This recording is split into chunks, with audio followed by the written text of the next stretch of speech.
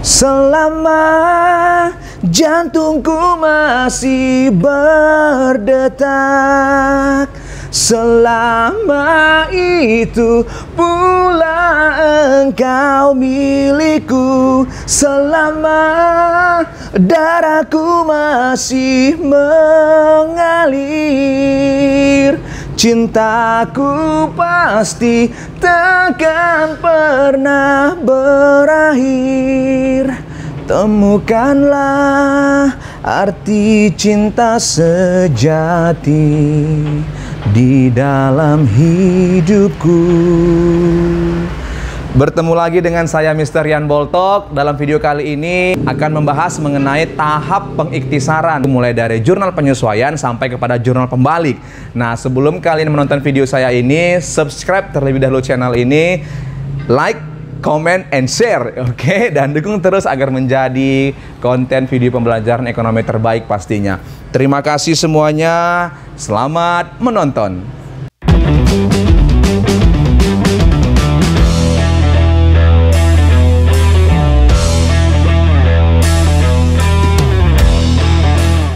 Oke, video kali ini masih mengenai akuntansi perusahaan dagang ya, dimana video kali ini berbicara mengenai tahap pengiktisaran ya, tahap pengiktisaran dari jurnal penyesuaian sampai kepada jurnal pembalik. Nah, di sini saya ambil dari soal latihan untuk persiapan Olimpiade OSN ya, Olimpiade Sains Nasional di bidang ekonomi ya. Ini ada data penyesuaiannya ya, PD ASI Jaya Semarang. Ini neraca saldo atau neraca sisa ya, Desember 2005. Oke.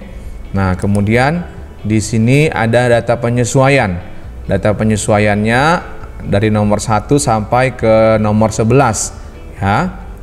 Nah, kemudian di sini yang diminta ya, berdasarkan transaksi-transaksi di atas, tugasmu adalah susunlah jurnal penyesuaian, susunlah kertas kerja per 31 Desember 2005, kemudian membuat laporan keuangan, kemudian membuat jurnal penutup, kemudian neraca saldo setelah penutupan, dan jurnal pembalik.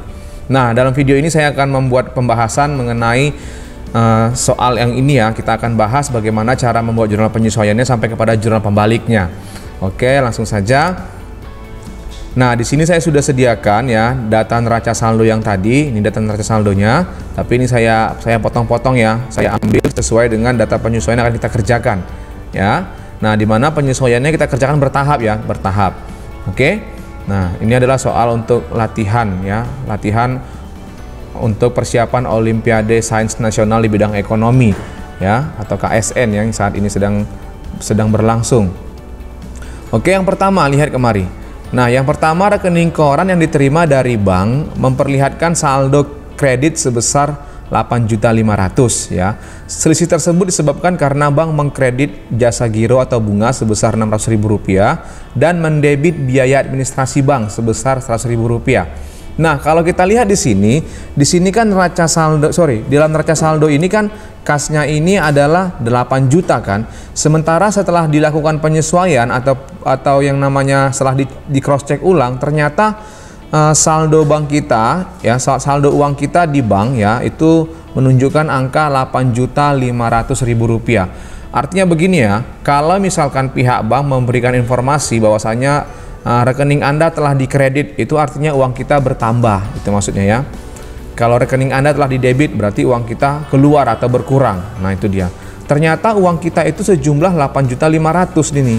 Nah, ternyata selisih itu terjadi akibat di sini katanya bank mengkredit jasa giro bunga sebesar Rp600.000 dan mendebit biaya administrasi bank sebesar Rp100.000.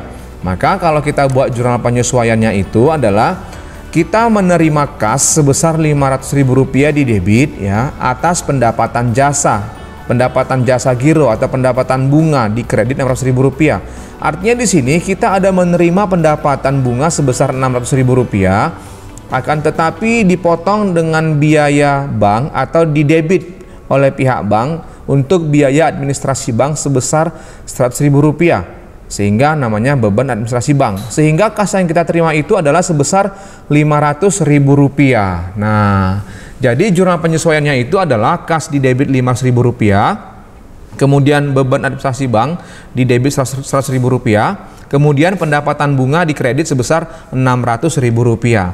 Nah, dalam ribuan rupiah.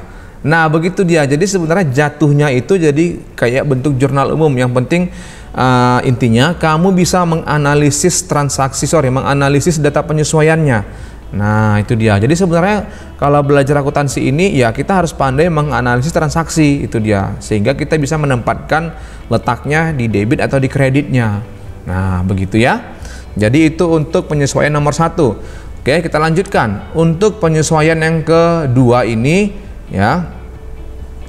Ini yang kedua ini adalah lanjutan dari nomor 1 tadi ya. Untuk itu saldo menurut buku dan rekening koran harus disesuaikan. Oke. Sekarang kita masuk ke poin yang ketiga. Nilai persediaan barang dagang sebesar 18 juta rupiah. Nah, ya, untuk persediaan barang dagang. Nah, persediaan barang dagang yang terdapat di dalam neraca saldo atau neraca sisa itu adalah persediaan barang dagang awal ya, yang 16.500.000. Kemudian yang terdapat dalam data penyesuaian itu merupakan persediaan barang dagang akhir ya, sehingga penyesuaiannya untuk persediaan awal itu adalah ikhtisar laba rugi di debit 16.500, kemudian PBD awal di kredit 16.500 ya, dalam ribuan rupiah. Oke, sementara untuk persediaan akhirnya ya yang 18 juta rupiah, kebalikannya ini. Maka persediaan barang dagang akhir di debit 18 juta, kemudian ikhtisar laba rugi di kredit 18 juta rupiah. Nah, kan gampang sekali. Kita lanjutkan untuk yang poin keempat, nilai persediaan perlengkapan toko sebesar Rp500.000. Kita lihat di sini. Nah, perlengkapan toko. Nah, di sini perlengkapan tokonya dicatat sebagai beban, yaitu beban untuk perlengkapan toko ya. Akunnya dicatat sebagai beban, yaitu beban perlengkapan toko. Maka kalau dia dicatat sebagai beban, maka yang kita sesuaikan itu adalah angkanya atau nominalnya sejumlah yang tersisa atau yang belum terpakai ya, yang tersisa atau yang belum terpakai. Sehingga kalau kita lihat di sini kan data awalnya adalah 1.500.000 ya kan. Kemudian katanya nilai persediaan perlengkapan toko. Berarti untuk poin yang keempat ini, nilai persediaan ini maksudnya itu adalah persediaan perlengkapan toko yang tidak terpakai atau perlengkapan toko yang masih ada, itu maksudnya. Berarti sama halnya perlengkapan toko yang tersisa. Maka langsung saja pakai angka yang 500.000 ini. Nah, cuman penyesuaiannya yaitu perlengkapan tokonya di debit, kemudian beban perlengkapan tokonya di kredit sejumlah yang tersisa atau yang belum terpakai. Karena apa? Karena di sini akun perlengkapan tokonya dicatat sebagai beban. Itu dia. Kita lanjutkan. Nilai persediaan perlengkapan kantor Rp100.000. Kita lihat beban perlengkapan kantor. Nah, ini sama dengan yang tadi dengan perlengkapan toko, di mana perlengkapan kantor ini dicatat sebagai beban juga. Nah, kalau sebagai beban maka kita catat sejumlah yang tersisa ya. Kita akan catat sejumlah yang tersisa. Nah, berarti kalau yang tersisa sama, langsung saja. Maka perlengkapan kantor di debit Rp100.000, kemudian beban perlengkapan kantor kredit Rp100.000. Nah, gampang kan? Oke, kalau gampang di subscribe ya. Nah, sekarang kita akan lanjut untuk poin 6, 7, 8, 9 dan seterusnya. Oke. Nah, kita lanjutkan untuk poin yang ke-6 ya. Iklan yang telah dibayar adalah untuk 20 kali penerbitan di harian Ibu Kota Pos. Pembayaran dilakukan mulai 1 Maret 2005 dan sampai dengan 31 Desember 2005 telah diterbitkan sebanyak 15 kali penerbitan ya. Dari 20 kali penerbitan sudah terbit sebanyak 15 kali. Sekarang kita lihat iklannya ini dicatat sebagai apa? Ternyata iklannya dicatat sebagai beban. Kalau dicatat sebagai beban, sama konsepnya dengan perlengkapan tadi. Maka catatlah yang tersisa atau yang belum diterbitkan. Ya, yang sudah terbit sebanyak 15 kali. Maka yang belum terbit itu atau yang tersisa adalah atau yang belum terpakai itu sebanyak 5 kali. Nah, ya. Sehingga kalau kita buat perhitungannya, nah dari tanggal 1 Maret sampai tanggal 31 Desember sudah terbit sebanyak 15 kali atau terpakai 15 kali. Sementara sisanya itu yang belum terbit sebanyak 5 kali. Sehingga kita pakai yang 5 kali yang belum terbit karena akunnya dicatat sebagai beban. Maka yaitu 5/20 karena jumlahnya 20 kali penerbitan dikali dengan total iklannya 2 juta, yaitu Rp500.000. Maka jurnal penyesuaiannya adalah Iya, iklan dibayar di muka, beban iklan masing-masing sebesar Rp500.000. Kan gampang. Oke, kita lanjutkan untuk nomor 7. Sewa toko yang telah dibayar adalah untuk masa 1 tahun ya, 1 Maret 2005 sampai 1 Maret 2006. Kita lihat sewa toko di sini sebagai apa dia? Oh, ternyata sebagai beban juga, beban sewa toko dicatat sebagai beban. Maka kalau sebagai beban, ambil yang tersisa atau yang belum terpakai. Sekarang kita hitung ya. Nah, ini dia tanggal 1 bulan 3 sampai tanggal 1 bulan 3 2006, setahun. Ya, sementara tutup buku periode 2005 adalah tanggal 31 Desember 2005. Berarti yang sudah terpakai ini kan, sewa yang sudah terpakai itu yaitu sebanyak 10 bulan. Oke, berarti karena setahun, maka yang belum terpakai itu sebanyak 2 bulan lagi atau yang tersisa. Maka kita pakai yang 2 bulan ya, yang 2 bulan kita pakai. Ya, berarti 2/12 karena setahun makanya 12 ya, dikali dengan beban sewanya itu adalah Rp600.000, maka hasilnya Rp100.000. Nah, maka jurnal penyesuaiannya hampir sama dengan ini. Berarti karena ini sewa, maka sewa dibayar di muka atau sewa toko dibayar di muka, di debit Rp100.000, kemudian beban sewa di kredit sebesar Rp100.000. Nah, kan gampang kan? Nah, itu dia ya. Sekarang untuk poin 8, 9, 10, 11 ya. Nah, jangan pusing dulu ya. Kalau pusing minum air putih dulu yang banyak atau makan es krim, sambil makan es krim sambil mendengarkan tuh enak tuh. Sambil nyemil ya. Nah, nomor 8 kita lihat penyusutan peralatan toko 20% dari harga perolehannya. Sekarang kita lihat.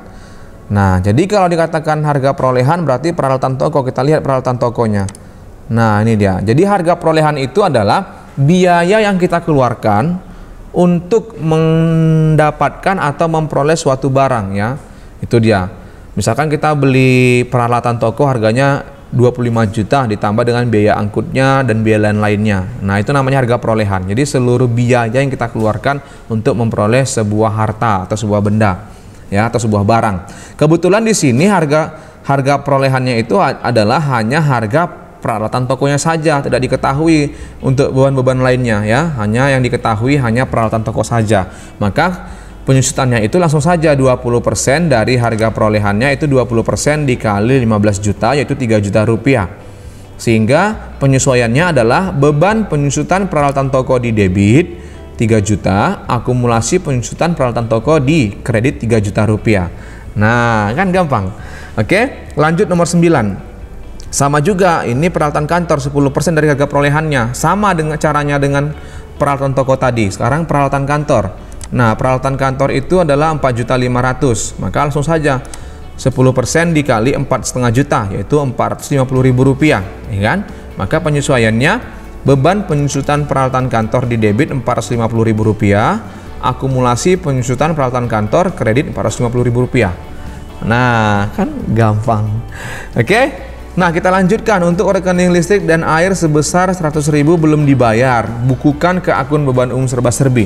Nah, ini harusnya kan beban listrik, utang listrik kan, tapi karena dikatakan bukukan ke akun beban umum serba-serbi, maka akun beban listrik dan airnya kita ganti menjadi akun beban umum serba-serbi. Berarti di debit itu adalah beban umum serba-serbi, ya kan? Kemudian utang umum serba-serbi, karena dikatakan bukukan ke akun beban umum serba-serbi ya. Berarti akun beban listrik dan air kita ganti menjadi akun beban umum serba-serbi. Maka di sini utang umum serba-serbi ya, Rp100.000. Nah, kemudian nomor 11 taksiran pajak penghasilan untuk tahun 2005 sebesar Rp4,5 juta. Nah, sementara di sini pajak penghasilan per 1 Desember 2005 itu dikatakan 1,5 juta. Rupanya ternyata total pajak penghasilan itu adalah sebesar Rp4.500.000. Maka yang terutang itu ada sebesar Rp3 juta. Ya, artinya ada pajak terutang kita sebesar Rp3 juta. Sehingga jurnal penyesuaiannya adalah beban pajak penghasilan di debit Rp3 juta, kemudian utang pajak penghasilan di kredit Rp3 juta ya. Boleh pakai beban pajak penghasilan, boleh juga pakai pajak penghasilan saja. Karena di sini akunnya pajak penghasilan, maka pakai saja pajak penghasilan, tidak usah pakai beban. Oke? Nah, gampang ya. Jadi jurnal penyesuaiannya sudah selesai. Jadi sebenarnya kalau penyesuaian sudah selesai, untuk membuat kertas kerja sampai kepada jurnal pembalik udah gampang sekali ya. Oke? Tetap fokus, kita lanjutkan. Oke, sekarang inilah dia jurnal penyesuaiannya. Jadi yang nama jurnal penyesuaian itu berada dalam satu kesatuan tabel ya. Ini dia, sudah jadi. Oke. Nah, tadi kan proses pembelajaran, makanya saya pisah-pisah. Sekarang kita akan lanjut kepada kepada kertas kerjanya, oke? Nah, kertas kerjanya udah mulai boring, pemirsa Trans 7. Oke. Nah, seperti biasa, ini kertas kerja 10 kolom. Debit kredit, debit kredit, debit kredit, debit kredit, debit kredit ya, neraca saldo sampai neraca. Ini 10 kolom namanya. Oke. Yang kamu hitung debit kreditnya. Kalau kamu hitung ini semua totalnya 10. Oke, di sini saya sediakan lagi atau saya lampirkan data penyesuaian. Tujuannya untuk membantu kita dalam mengisi kolom penyesuaian ini. Nah, kemudian untuk nama akun dan kolom neraca saldo ini bersumber dari data soal yang tadi yang pertama di slide yang pertama tadi ya. Jadi tinggal pindahkan saja kemari dulu. Nah, jadi tugas kita hanya mengisi kolom penyesuaian, kolom neraca saldo disesuaikan, kolom laba rugi dan kolom neraca. Oke, kita akan mulai dari kolom penyesuaian. Nah, kasnya 500.000 di debit ya. Ini harusnya dalam ribuan rupiah ya. Ya, maka di sini buat 500 ya di debit. Oke. Kemudian beban administrasi bank ada nggak? Kalau tidak ada, munculkan akun baru. Nah, beban administrasi bank di debit 100. Kemudian pendapatan bunga ada nggak pendapatan bunga? Pendapatan bunga, oke, nggak ada, maka munculkan akun baru. Pendapatan bunga, ya. Oke, 600. Nah, ini dia ya. Oke. Kemudian kita lanjut lagi. Ikhtisar laba rugi, ada nggak ikhtisar laba rugi? Tidak ada, maka munculkan akun baru. Ya, ikhtisar laba rugi. Nah, dalam ribuan rupiah 16.500. Kemudian di debit ya. Kemudian persediaan barang dagang di kredit 16.500. Berarti ini persediaan awal kan gitu. Oke. Kemudian persediaan barang dagang lagi akhir 18.000 di debit dalam ribuan rupiah ya. Dalam ribuan rupiah ini ya. Kemudian ikhtisar laba rugi kredit 18.000 dalam ribuan rupiah ya, dalam ribuan rupiah. Oke, kemudian perlengkapan toko 500, kita lihat perlengkapan toko. Kalau nggak ada, munculkan akun baru. Nah, di debit, kemudian beban perlengkapan toko di kredit 500. Oke, kemudian perlengkapan kantor, kalau tidak ada, munculkan lagi akun baru. Perlengkapan kantor. Kemudian beban perlengkapan kantor, kalau ada masukkan dia, ada masukkan kredit. Nah, kemudian iklan dibayar di muka ada nggak? Nggak ada, munculkan akun baru di bawahnya. Iklan dibayar di muka di debit 500. Kemudian beban iklan ada nggak? Ada, maka kredit 500. Kemudian sewa dibayar di muka ada nggak? Kalau tidak ada, munculkan akun baru, sewa dibayar di muka di debit 100. Kemudian beban sewa ada nggak? Kalau tidak ada, maka munculkan beban sewa. Oh, kalau ada nih, bukan tidak ada ya, beban sewa di kredit 100. Ya, kalau nggak ada, munculkan akun baru ya. Kemudian beban penyusutan peralatan kantor, ada nggak? Nggak ada, munculkan akun baru. Maka di debit beban penyusutan peralatan kantor.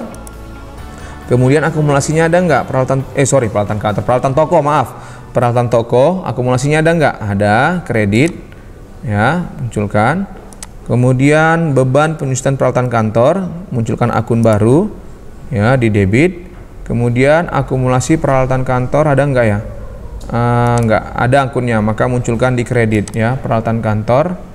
Oke, 450. Kemudian beban umum serba-serbi ada, masukkan angkanya saja.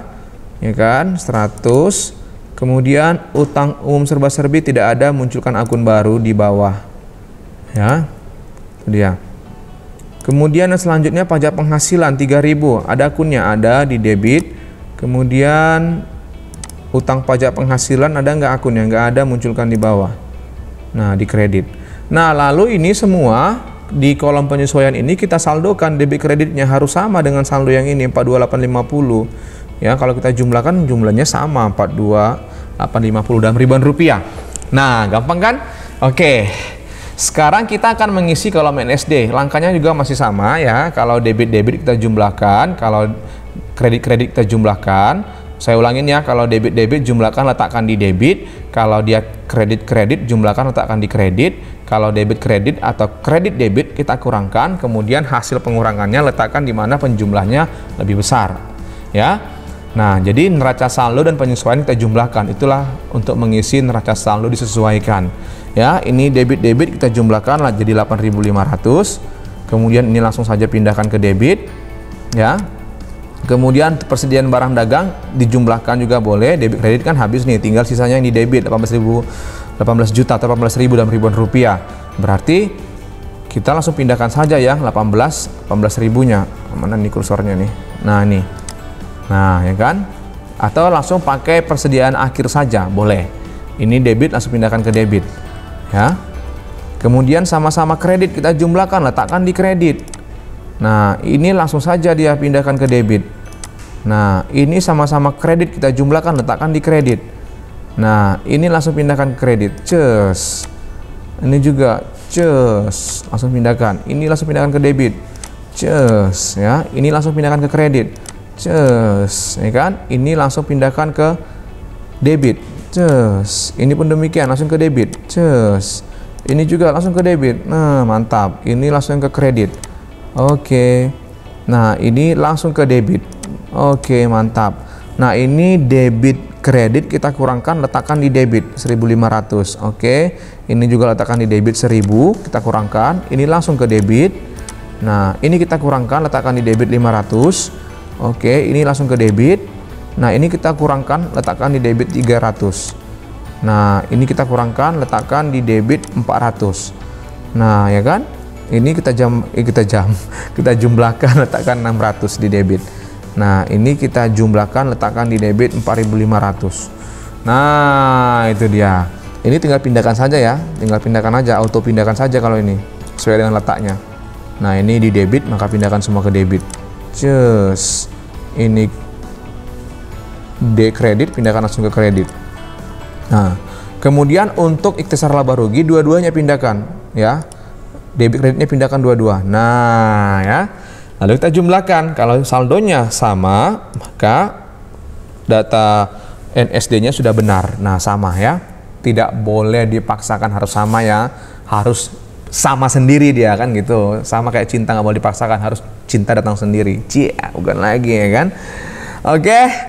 Nah, sekarang kolom laba rugi. Kolom laba rugi ini diisi dengan akun nominal ya. Kolom neraca diisi dengan akun real. Nah, akun nominal itu apa saja? Pendapatan beban, pembelian, penjualan, retur, potongan dan beban beserta HPP dan ikhtisar laba rugi. Nah, biar lebih gampang, saya kasih kode nih, saya kasih tanda. Nah, yang saya kotakin warna merah ini merupakan akun nominal. Ya, akun nominal. Ini juga akun nominal. Nah, dan ini akun nominal. Yang saya kasih kotak warna merah, nama akunnya itu merupakan akun nominal. Jadi kita tinggal pindahkan ini saja, pindahkan ke kolom laba rugi. Tapi ambil angkanya yang angka terakhir dari NSD. Ya, jadi kita pindahkan saja. Kayak ini kan penjualan sampai pendapatan bunga, kemudian beban penyusutan, kemudian ikhtisar laba rugi, kita pindahkan semua ke kolom laba rugi. Tetapi angkanya kita ambil dari angka NSD-nya. Oke, pindahkan ini ke kredit, cus. Nah, ini di debit, pindahkan ke debit. Cus. Nah, kemudian ini kredit, pindahkan ke kredit. Oke, ini debit semua, pindahkan ke debit. Cus, langsung ke debit, ya kan? Nah, ini debit, pindahkan ke debit. Ini kredit, pindahkan ke kredit. Nah, ini di debit langsung, cuma dua ya, yaitu beban penyusutan peralatan kantor dan peralatan toko. Ya, pindahkan. Nah, debit. Oke. Kemudian ikhtisar laba rugi pindahkan dua-duanya juga. Nah, jadi yang berbedanya cuman di ikhtisar laba rugi, kita pindahkan dua-duanya debit kreditnya. Nah, lalu kita jumlahkan. Kita jumlahkan kredit, kita jumlahkan yang debitnya kolom laba rugi. Nah, apabila kondisinya seperti ini, artinya lebih besar jumlah saldo di kolom kredit daripada di kolom debit, maka dinyatakan perusahaan tersebut memperoleh yang namanya laba, karena kolom kredit ini merupakan kolom penjualan atau pendapatan ya. Berarti perusahaan PD ASI Jaya Semarang ini memperoleh laba. Kita kurangkanlah ini 100 dikurang 102.950, kita kurangkan. Nah, itulah disebut dengan laba bersihnya ya, yaitu sebesar 14 dalam ribuan rupiah ya, atau 14.150.000 rupiah. Nah, berarti dia memperoleh laba. Oke? Nah, gampang kan? Udah selesai kolom laba rugi. Sekarang kolom neraca. Nah, kolom neraca ini berisi akun real atau yang tidak saya kotak-kotakkan kan gitu, atau akun harta utang modal ya. Nah, saya bantu ya. Yang saya beri kotak warna biru itu merupakan akun real. Nah, yang saya beri kotak-kotak warna biru itu merupakan akun real ya. Berarti kas sampai prive, kemudian perlengkapan toko, perlengkapan kantor, iklan dibayar di muka, sewa dibayar di muka, utang umum, dan utang pajak. Nah, itu akan kita masukkan ke kolom neraca. Sama dengan kolom laba rugi tadi, ambil angka dari NSD. Ya, berarti ini langsung pindahkan. Nah, pindahkan ke debit. Nah, ini pindahkan ke kredit. Nah, ini pindahkan ke debit. Nah, ini kredit semua, pindahkan langsung ke kredit. Cus. Ya kan? Prive di debit, pindahkan ke debit. Nah, oke, lalu kita ke bawah. Ya, perlengkapan sampai sewa toko itu di debit, pindahkan dia langsung ke debit. Cus ya, dari 500, 100, 500 dan 100. Oke, kemudian utang. Ya, yang warna biru ini pindahkan langsung ke kredit. Cus. Nah, ya. Kredit ya kan? Yang tadi di debit. Oke. Lalu kita saldokan sama kayak caranya kayak laba rugi tadi. Kita saldokan kolom debit, kita saldokan kolom kredit. Nah, sudah dapat saldonya, lalu kita selisihkan. Apabila selisihnya ini menunjukkan angka yang sama dengan selisih laba rugi, maka kertas kerja kita benar. Ya, dan kalau dia laba, otomatis nanti selisih untuk neraca harus kita buat di kolom kredit ya. Nah, selisihnya sama, 14 atau 50, maka kertas kerja kita benar. Nah, udah selesai, nggak sulit kan kertas kerja kan? Nah, itu dia. Jadi akuntansi itu hanya butuh kesabaran dan ketelitian saja ya. Oke, nah selesai kertas kerja, kita akan lanjut lagi untuk laporan keuangan kan gitu ya. Oke, nah ini dia kertas kerjanya sudah bersih ya.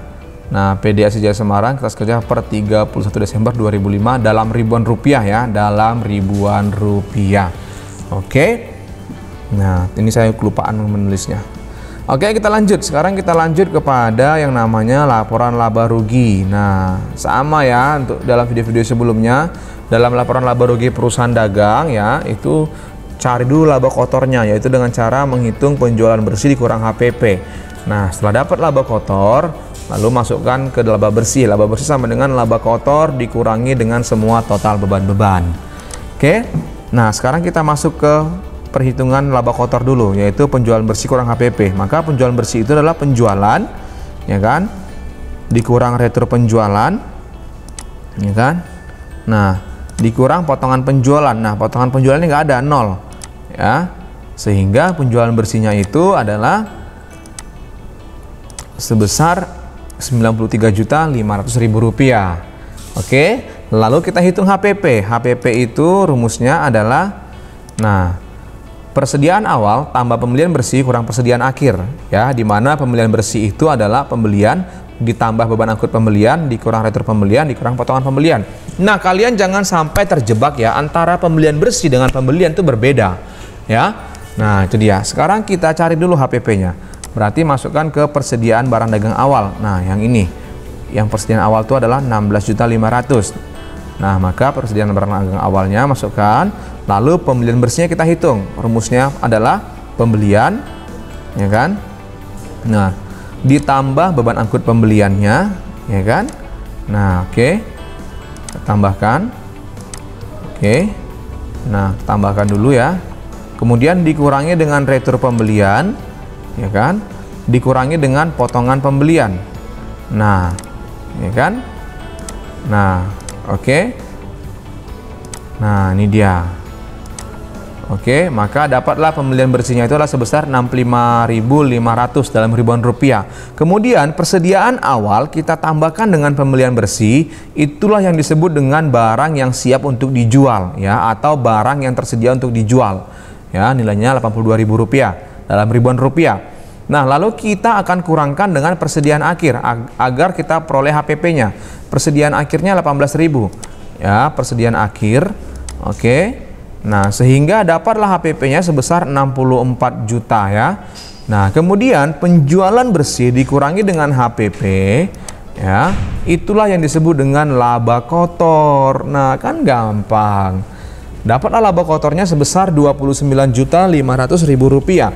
Nah, setelah laba kotornya kita peroleh, kita akan kurangkan dengan semua total beban-bebannya. Nah, ini dia ya.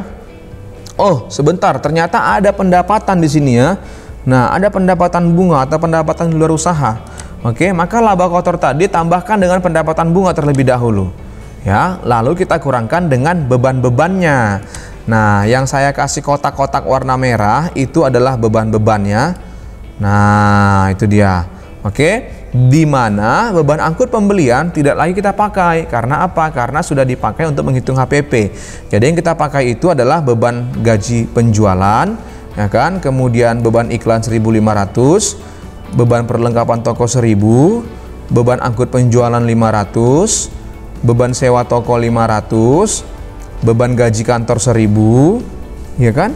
Kemudian beban perlengkapan kantor 300, kemudian beban serba-serbi 600, kemudian masukkan dulu ini beban penyusutan peralatan toko 100, beban administrasi bank ada ya? Oh ya, sorry, administrasi bank ada, ya, hampir kelewatan ya. Kemudian beban penyusutan peralatan kantor dan penyusutan peralatan toko. Oke, lalu masukkan pajaknya. Nah, kita totalkan semua beban-bebannya. Oke, total beban-bebannya diperoleh. Kemudian laba kotor tambahkan dengan pendapatan, kurangkan dengan total seluruh beban, maka dapatlah yang namanya laba bersih ya. Nah, itu dia. Jadi dalam akuntansi tanda kurung kurawal itu menyatakan kurang ya, dikurangkan. Nah, jadi dapatlah laba bersihnya. Nah, kan sama kan, laba bersihnya Rp14.150.000. Nah, harus sama memang dia harus sama. Nah, oke, kita lanjutkan. Aduh, mulai haus pemirsa Trans 7. Oke, nah sekarang kita akan menghitung laporan perubahan modal atau laporan perubahan ekuitas ya. Dimana kalau untuk mencari modal akhir, apabila perusahaan memperoleh laba, maka modal awal tambah laba kurang prive ya. Kalau perusahaan rugi, maka modal akhir sama dengan modal awal dikurang rugi dikurang prive. Oke. Nah, di sini dia laba. Sehingga modal awalnya itu adalah Rp24 juta dalam ribuan rupiah. Kemudian labanya tadi adalah 14.150 ya. Kemudian kurangi prive. Prive-nya 2.000 sehingga tambahan modalnya itu adalah sebesar 12.150. Maka modal akhirnya adalah sebesar 36.150. Nah, kan gampang. Oke. Nah, setelah selesai laporan perubahan modal, kita lanjutkan kepada laporan neraca ya, atau neraca. Oke. Nah, kita lanjutkan kepada neraca. Ya, kebetulan mati lampu ya. Nah, lagi mati lampu. Oke, kita lihat. Nah, untuk kolom neraca, untuk laporan neraca itu berisi aktiva dan pasiva ya, di mana aktiva dan pasiva itu harus sama ya. Aktiva itu adalah harta ya, harta lancar dan harta tetap. Sementara pasiva itu adalah utang plus modal ya. Utang itu kan ada utang jangka pendek, ada utang jangka panjang ya. Nah, kemudian modalnya ambil modal akhir ya, modal akhir dari laporan perubahan modal. Ya, jadi itu dia. Neraca itu sebenarnya sama ya. Gampang ya, yaitu dimana aktiva harus sama dengan pasiva. Nah, harta harus sama dengan utang tambah modal. Jadi hampir sama kayak persamaan dasar akuntansi dia sebenarnya. Oke. Nah, sekarang kita mulai dari aktiva lancar. Nah, aktiva lancarnya itu adalah kas piutang persediaan barang dagang yang saya kasih warna kotak ini ya, warna biru ini ya. Oke, kemudian perlengkapan toko, perlengkapan kantor, iklan dibayar di muka, dan sewa toko dibayar di muka. Nah, itu adalah aktiva lancar. Tinggal kita masukkan saja kemari. Nah, masukkan ya. Oke. Nah, persediaan barang dagang ambil yang akhir ya. Jadi kamu bisa ambil dari angka yang ada di kolom neraca saja. Nah, itu dia. Karena itu data terakhirnya. Oke. Nah, kita jumlahkan. Maka total aktiva lancarnya sebesar Rp38.700.000. Oke. Lalu kita hitung aktiva tetapnya. Nah, yang saya kasih kotak warna merah, peralatan toko dan peralatan kantor. Nah, kita masukkan peralatan toko, tapi dikurangi akumulasinya. Jadi kita ambil nilai bersihnya. Nah, ya, maka nilai bersih peralatan tokonya sebesar 9.500. Kemudian peralatan kantor kita kurangi akumulasinya. Nilai bersih peralatan kantor itu adalah 3.050. Lalu kita jumlahkan aktiva lancar tambahkan dengan total aktiva tetap ini. Nah, kita jumlahkan semua, maka total aktivanya itu adalah 51.250 ya, dalam ribuan rupiah ini. Nah, itu dia ya. Oke. Kemudian kita masuk kepada utang jangka pendek ya, atau masuk kepada total utang. Nah, ada utang dagang, utang umum serba-serbi, dan utang pajak penghasilan ya. Kita masukkan utang dagangnya, utang umumnya, dan utang pajak penghasilannya. Lalu kita jumlahkan. Nah, lalu kita masuk kepada modal. Modal yang kita pakai bukan yang 24.000 ini, tapi modal akhir yang kita peroleh dari laporan perubahan modal, yaitu 36.150. Ingat ya, kita ambil modal akhir yang kita peroleh dari laporan perubahan modal. Ya, modal akhirnya ambil. Jangan ambil modal yang dari kertas kerja, itu masih modal awal. Tetapi ambil modal dari laporan perubahan modal ya, atau modal akhirnya. Sehingga kalau kita jumlahkan nanti harus sama dengan total aktiva. Nah sebenarnya sama kan? Nah, pasiva sama dengan aktiva. Berarti neraca kita sudah benar. Nah, itu dia kan? Gampang. Oke, kita lanjut ya. Walaupun mati lampu harus tetap semangat kan gitu. Oke. Nah, yang berikutnya itu adalah kita akan membuat jurnal penutup. Nah, jurnal penutup ya. Jadi buat teman-teman yang mau persiapan Olimpiade Sains ya, OSN ya, Olimpiade OSN ya, dalam bidang ekonomi. Nah, boleh berlatih dari video saya ini ya, untuk membuat kertas kerja atau membuat tahap pengiktisaran ya, ataupun siklus juga boleh ya. Nah, ini dia.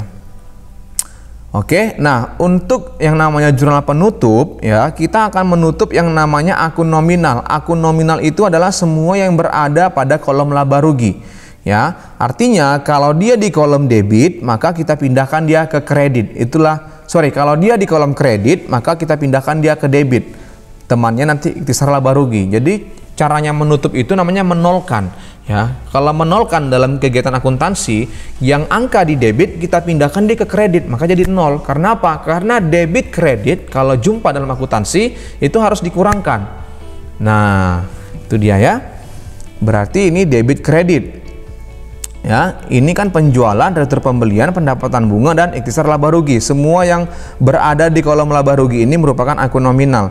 Nah, ini di kredit kita pindahkan dia ke debit ya kan. Nah, maka yang di kreditnya adalah ikhtisar laba rugi sejumlah kolom debitnya, yaitu 117.100. Nah, 117.100.000 rupiah. Nah, ini dia. Sama kan? Nah, sama halnya yang di kolom debit ini semua kita pindahkan dia ke kredit. Nah, ya kan? Pembelian, apa ini lagi? Retur penjualan, ya kan? Kemudian beban angkut pembelian, mana nih? Beban angkut pembelian, beban gaji penjualan, beban angkut pembelian. Oke. Nah, beban angkut penjualan, sewa toko, beban angkut penjualan ya. Oh iya, beban angkut penjualan, maaf. Oke, beban angkut pembelian 3.000 belum ya. Kita pindahkan semuanya.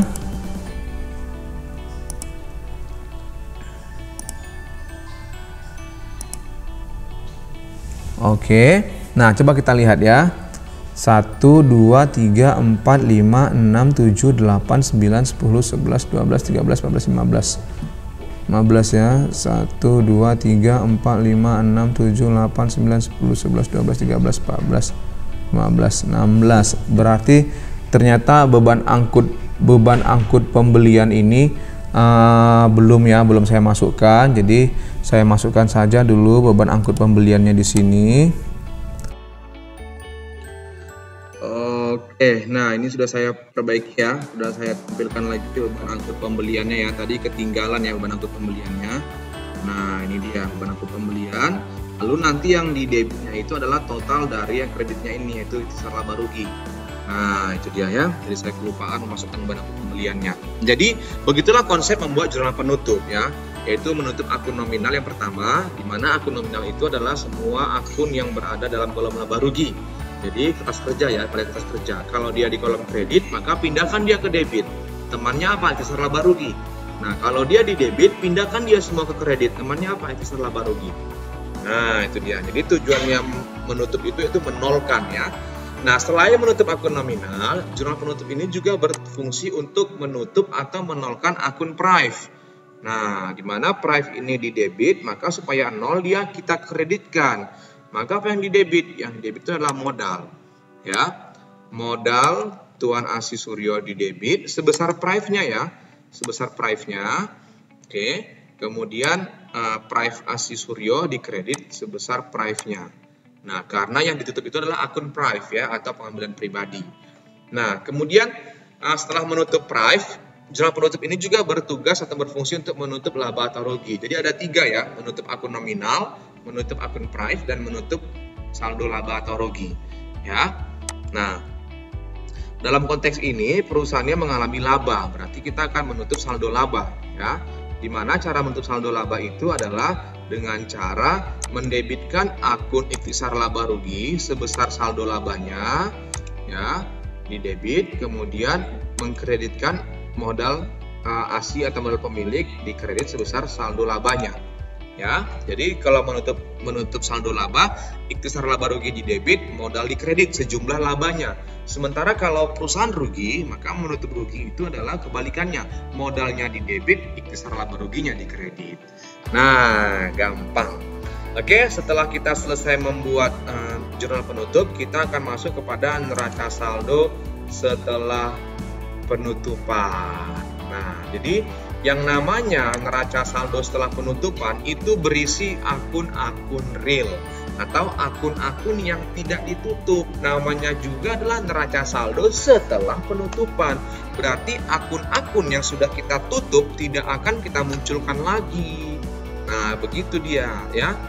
Atau biar lebih gampangnya lagi, sebenarnya buat dulu buku besar setelah penutupan, tapi terlalu lama nanti. Jadi untuk membuat NSD-nya, jadi kalau di soal disuruh membuat disuruh membuat neraca saldo setelah penutupan, ya langsung saja buat seperti ini tanpa membuat buku besarnya, menghemat waktu kan gitu. Ya. Jadi cara Oke, udah ganteng ya. Oke, jadi cara membuat neraca saldo setelah penutupan itu ya gampang. Nah, isinya itu adalah yang namanya neraca saldo, tabelnya semua sama ya. Nomor akun, nama akun, debit kredit. Jadi isinya itu adalah akun-akun yang tidak ditutup. Nah, seperti kas, piutang, persediaan barang dagang, ya kan, sampai ini semua yang saya kotakin warna biru ini, itu akan masuk ke dalam neraca saldo setelah penutupan. Nah, kenapa? Karena semua yang sudah ditutup ini nggak akan muncul lagi di sini. Tetapi awas, hati-hati terjebak ya. Modal yang kita pakai itu dalam neraca saldo setelah penutupan itu adalah modal akhir ya, modal akhir yang kita masukkan, ini dia. Nah, jangan masukkan yang 24 juta ini. Jadi hanya ini yang berbeda. Ya, masukkan modal akhirnya yang 36.150.000 rupiah. Nah, jadi dalam kompetisi seperti itu biar gampang kamu memahaminya. Bagaimana ya membuat neraca saldo setelah penutupan? Gampang. Yang sudah ditutup nggak akan masuk lagi kemari. Nah, kemudian itu yang pertama. Yang kedua, modalnya modal akhir. Nah, gampang. Jadi semua yang saya kasih kotak-kotak biru ini, nah itu akan masuk kemari. Nah, tetapi yang berbeda cuma satu, yaitu modalnya, pakai modal akhir. Maka balance lah dia. Nah, begitu. Kan gampang kan? Gak sulit. Kas 8.500, piutang 11.000, persediaan barang dagang 18.000. Kemudian, tapi urutkan dia ya, ini saya urutkan perlengkapan toko sesuai dengan kode akunnya biar rapi. Nah, diurutkan dia. Udah selesai, modalnya modal akhir 36.150. Nah, balance lah dia. Kalau nggak balance, maka tong salah ntar setelah penutupan kita. Oke? Gampang. Setelah selesai ini kita akan membuat jurnal pembalik. Nah, jurnal pembalik ini yang terakhir ya. Nah, jurnal pembalik ini sumbernya diambil dari jurnal penyesuaian ya. Jadi jurnal pembalik ini dibuat di awal periode sebelum kita memulai periode baru. Sebenarnya jurnal pembalik ini boleh dibuat, boleh tidak ya, tidak keharusan ya. Itu dia. Oke. Nah, dia membalik yang pertama, perlengkapan dicatat sebagai beban ya. Kemudian beban dibayar di muka dicatat sebagai beban. Kemudian pendapatan yang diterima di muka dicatat sebagai pendapatan. Kemudian beban yang masih harus dibayar dan pendapatan yang masih harus diterima. Ada 5 ya. Perlengkapan sebagai beban, beban dibayar di muka sebagai beban, pendapatan diterima di muka sebagai pendapatan, beban yang masih harus dibayar, kemudian pendapatan yang masih harus diterima. Ada 5 yang perlu dilakukan kembali. Oke, nah dari penyesuaian yang kita peroleh tadi, ya, nah ini dia. Oke, dari penyesuaian yang kita peroleh tadi itu, maka yang perlu penutup itu adalah yang ini saya kotak-kotakan ini. Nah, jadi pembalik, maaf. Jadi jurnal pembalik ini bersumber dari jurnal penyesuaian. Bagaimana cara menjurnalnya? Gampang, tinggal kamu balikkan saja jurnal penyesuaiannya. Ya, bukan balikkan laptopnya, tidak balikkan jurnal penyesuaiannya. Oke, nah ini perlengkapan toko, beban perlengkapan toko, balikkan saja. Beban perlengkapan toko, angkanya sama. Ya. Kemudian iklan dibayar di muka di debit, beban iklan di kredit, maka balikkan, ya. Masih ada nih, beban perlengkapan kantor di debit, perlengkapan kantor di kredit. Lalu iklan dibayar di muka, beban iklan, berarti beban iklannya di debit, iklan dibayar di mukanya di kredit. Nah, kemudian beban sewanya di debit, sewa dibayar di mukanya di kredit. Nah, angkanya sama. Kemudian utang umum, beban umum, ya. Kemudian utang pajak di debit, pajak penghasilan di kredit. Lalu jumlahkan. Nah, harus sama dia. Coba kita jumlahkan. 600, 1100, 1200, 1300, 1300 sama 3000, 4300. Sama kan? Udah selesai. Jadi itu tadi selesai dia dari jurnal penyesuaian sampai jurnal pembalik, atau disebut dengan tahap pengiktisaran. Nah, jadi ini adalah soal latihan untuk persiapan Olimpiade Sains atau OSN, Olimpiade Sains tingkat nasional untuk bidang ekonomi, ya. Nah, semoga kalian yang sedang mempersiapkan diri untuk OSN bidang ekonomi bisa memperoleh hasil yang terbaik. Amin. Oke, nah terima kasih. Sampai di sini dulu video pembelajaran mengenai tahap pengiktisaran dari jurnal penyesuaian sampai jurnal pembalik. Ya, semoga bermanfaat. Kemudian di like, di komen yang kalian kurang paham, kemudian di share lah sebanyak-banyaknya, di share, dan di subscribe pastinya. Dukung terus ya konten ini ya. Terima kasih semuanya. Tetap jaga kesehatan, pakai masker kalau keluar, rajinlah mencuci tangan. Oke, sampai bertemu dalam video pembelajaran selanjutnya. Bye.